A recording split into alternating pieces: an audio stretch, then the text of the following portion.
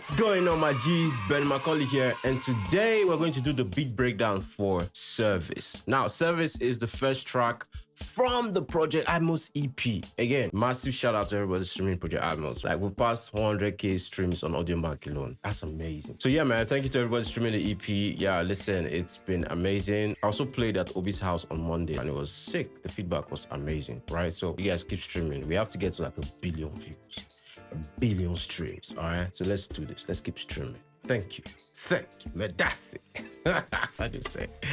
All right, cool. So today I'm going to do the beat breakdown for Service. I think Service, in my opinion, is like a cross between Afrobeat and Amapiano. I mean, I guess it's not like totally Amapiano, but it can still pass. Service is a very simple beat, so I'm just going to walk you through some of the things that I did, the sounds, where I got some of the sounds, and just show you something. Hopefully you can learn something from all of these things here. So I made Service in FL Studio. Actually, I made all of the beats in FL Studio. And then I did the stereo mixing and mastering in Logic and the Dolby Atmos mixing and mastering in Logic. So usually when I'm making my beats in FL, I don't do too much processing. I just get the beats to sound as good as can possibly sound without doing too much. All right, so let me walk you through the process. So the first thing I added when I was making this beat, I think, was this guitar sample from Afrobeat producers. This was actually what gingered the whole beat, because I heard the guitar, I was like, okay, this is mad.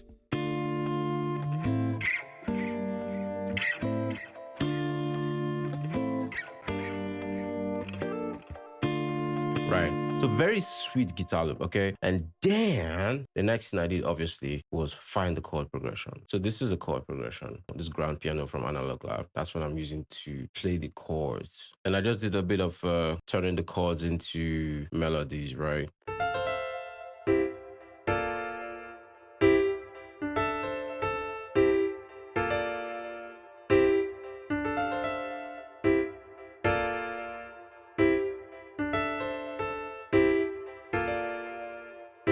I mean, that sounds very nice, okay? I actually have a video on the channel where I show you how to turn your chord progressions into melodies. I'm going to leave the link here. I think this is the right place. Anyways, I'm going to leave the link here so you can check it out. It's very simple. You can use that technique to like really just change your normal straight chord progressions into something sounding as nice as this, or even nicer if you're willing to experiment. It's that simple. So I had the guitar and I added the piano melodies, right? See?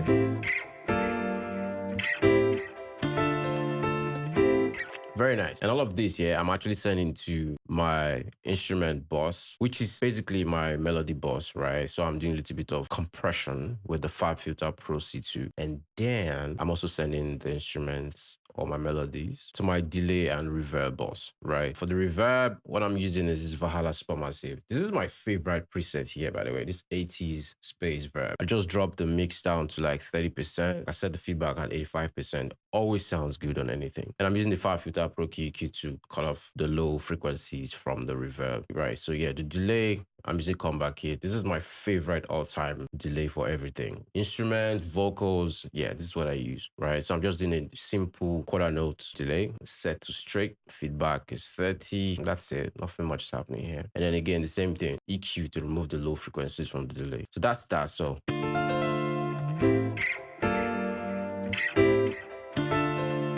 And then I have these pads, man. One do Amapiano records, the best sounding pads. You find them in this plugin, this Toxic Biohazard. Where is it? Hold on. And I think this one is what? Analog. Right, analog. Very nice coming pad. Right? And I have another pad again. So this one is kind of like serving like a sweeper. So it just starts the vibe. This is what, this is called Black Forest. You know, from Toxic Biohazard. There's a lot of dope pads here for Amapiano, man. I'm not even gonna lie. So this is what I started with, actually. Just the melodies first. Yeah.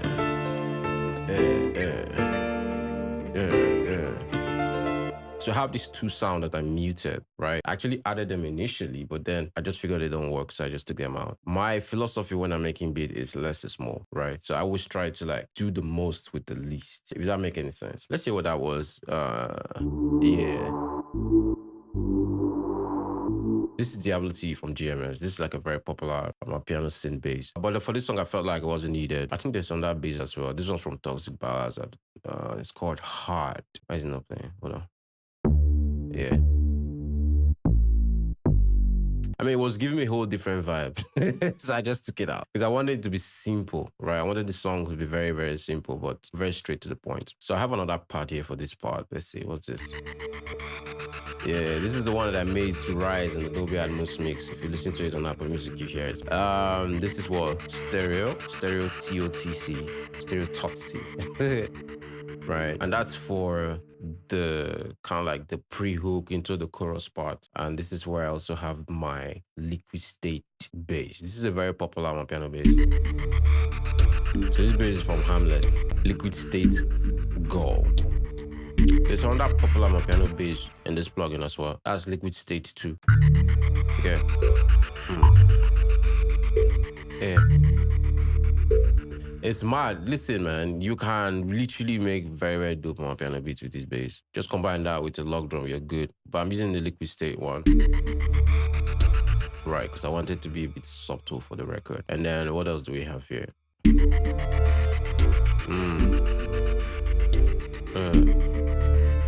Yeah, so I have this synth sound from Analog Lab again. Sick. What's the name of this one? Encounter pad. This is a pad from the classic Matrix 12 analog synth. It's like a plug-in version of it. Sounds very, very good.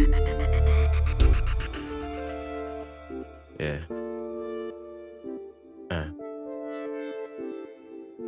Sounds very, very, very nice. There's a lot of dope sound in Analog Lab. Like amazing sound. I'm not gonna lie. Okay, what else do we have here? Yeah. Oof.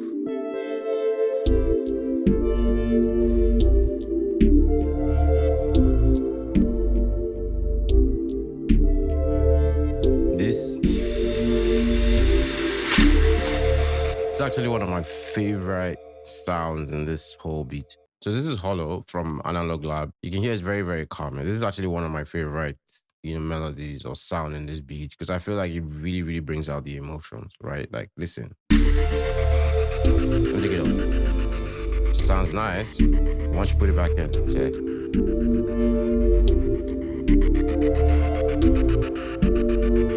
It's mad.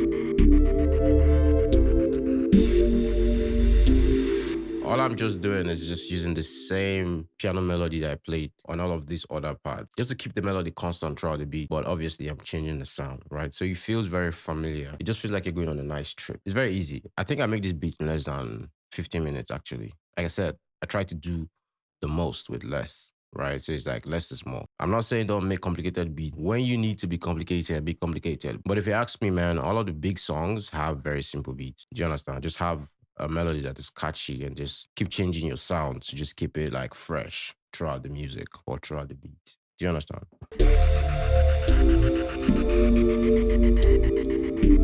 Nice.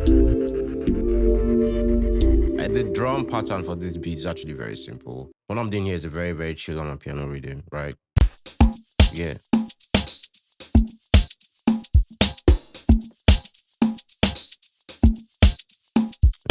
And I like to split my drums into like different patterns, just in case I don't want that particular drum sound in a particular part of the music, right? Like for example, obviously, look, on the beginning, it's just this two. The shaker, some congas, right, and then the kick. And then as the music progresses, the hi-hats, come in and that, and the whistle you're hearing. And then again, as the music progresses even further, you hear the snare and crash.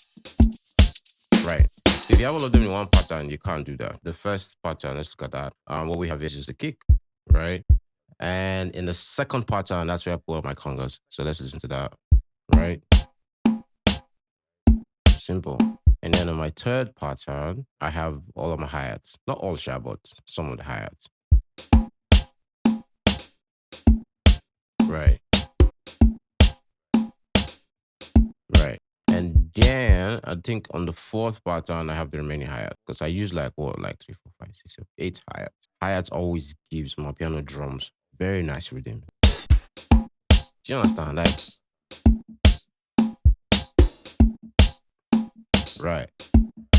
Now, Bro, those hi-hat sounds, right? The open hi-hats and all of that, it really does give the beat a very nice rhythm, right? It gives a nice bounce. And then on the fifth pattern, that's where I put the snare and the crash. Again, to just add more ginger to the drums around the pre-hook and then the hook. Yeah.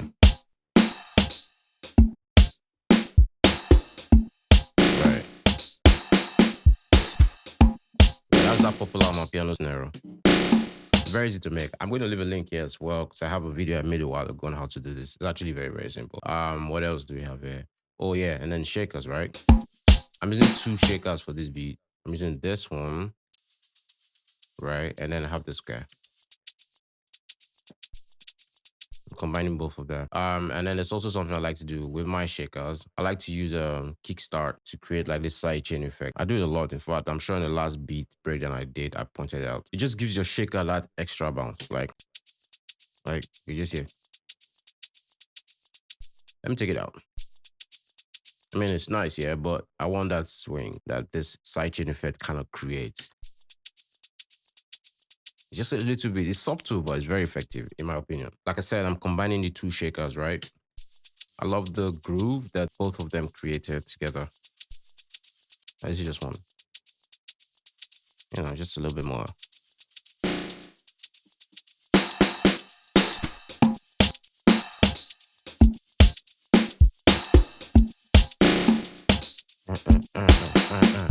Bruh, it's very, very simple, man. I made this beat in like 15 minutes. I don't think it was 15 minutes, like 10 minutes. I'm not saying it happens like that all the time, but you know, I guess I've been doing this for a while. And then there's some beats that are just kind of like easy to make. I always like to say there's some beats that will make themselves. This is one of those. You just start and then you just finish very, very quickly.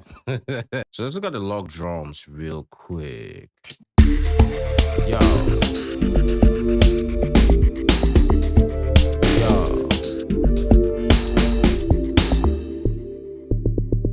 I'm not sure I'm doing anything drastic to the log drums for this song. I think I'm just using the default setting. Or maybe I dropped the modulation just a little bit. But if you're trying to get this exact sound, I'm just freeze frame. You can just copy all of this. But I'm pretty sure this is the default log drum setting. I'm also currently working on a sample pack for all of the drums that I use on the Project Atmos EP. I think we'll call it the Atmos Amapiano sample pack, right? So once I can make out time, I'll just put everything together. I'll just make sample packs of all of the drums that I use, you know, after they've gone through the processing that I've also done during the mixing stage, so that you have the exact sound quality of all of the samples, all of the drums that I used on the project. I'm also going to, you know, maybe add some of this log drum preset as well, and whatever I can add. I'm just going to put it together and put it on my beat style so you guys can download for free as soon as I can make out time. Because right now I'm working on like 3 EPs and I'm mixing and mastering in Dolby Atmos. But yeah, I want to do that because I've been getting requests, right?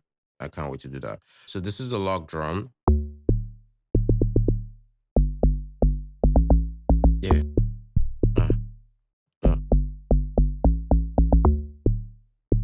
Man, one thing about log drums that I think you should bear in mind is when you're creating your Amapiano beat, you have to try and make sure your log drums is actually on the right chords. What I mean by that is if this is a C, this is an F, this is a G, whatever, just make sure the main notes on your log drums are following the chord progression if you're trying to create an Amapiano beat that has a chord progression. Do you understand? And then just try to be fun with it. Picture your log drums like a snare. Yeah, try to use your log drum like a snare, like a percussion, and try to be very, very creative, be drastic, but also have like a rhythm that people can remember. So when they're done listening to the song, they can remember your log drum. Not like your log drums will be like float everywhere. Do you understand? No, because they have to have rhythm. If you listen to a lot of these Amapiano records that are very big, you can remember the log drum patterns. Do you understand? So it's very, very important that you do that. And what else? I have a second log drum here as well.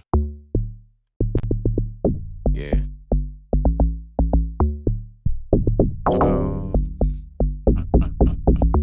Dope. I always believe it's fun to use more than one log drums when you're making Amapiano, so you can have like variations throughout the music so that the song sounds like it's progressing. Because we went from here, right?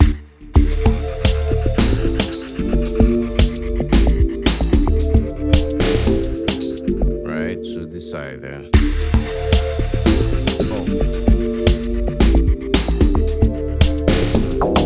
And then for the second log drum, I'm using this preset that I created a while ago. I call it anger logs because they sound angry.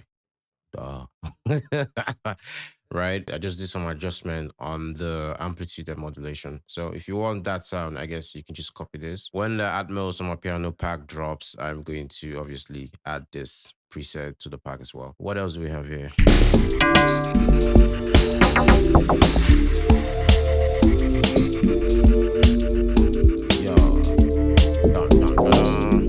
Yeah, I think that's everything on this beat too, actually. Yo, that's everything. But there's also something I do with my arrangement. I always like to arrange like in what I like to call like an 8x8 format. Let me explain what that means. So I have like 8-bar intro, right? And I go into like an 8-bar verse, and I go into 8-bar pre-hook, and I go into 8-bar chorus, and the chorus extends again by another 8 bars, right? But in each of these 8 bars, I'm making changes so the sound or the music doesn't stay the same. As if you notice, this 8-bar is different from this 8-bar, and this 8-bar is different from this 8-bar, and different from this 8-bar. So just like little changes, right? To keep the music interesting, but still consistent. Do you understand what I'm saying? And then what? I think I went into like an 8-bar bridge or breakdown.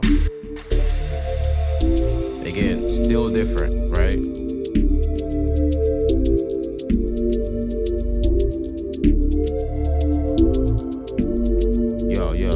Yo. Hey, and then repeats itself. You get it? I just copy everything I've done here over to the next side. And that's it. And then usually I would also end with an 8-bar outro. But this time around, I just did 4 bars because I felt like the song was already long enough.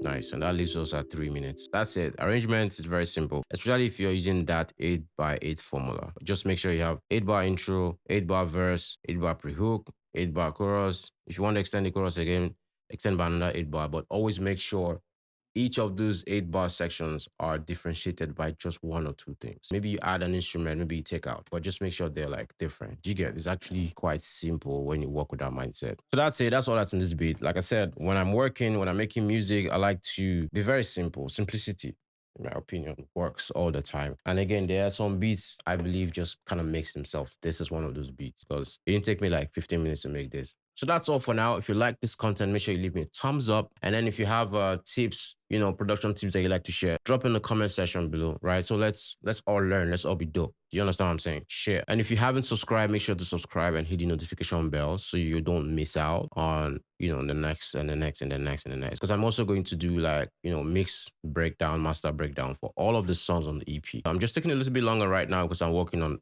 other things as well. Definitely going to put out beat breakdowns, mix and master breakdown, even though Atmos mix breakdowns for all of the records on the Project Atmos EP. And again, thank you for streaming the project. We really appreciate it. And for those of you asking about what gear I use, I have links below to almost all of the gear in this Dolby Atmos studio, right? So if you are thinking of setting up something or getting some studio gear, you can actually use those links for inspiration. There's also links to some budget bundles that you might find useful. So again, you can go to those links for inspiration or buy from those links, because when you do, you support my little channel, all right? Help us to grow, help us to make some money, okay? And thank you in advance if you do, all right? So that's it, boys and girls. Dolby Atmos Daddy out. Ben calling me. Yes, Dolby Atmos Daddy, I'm out. Peace.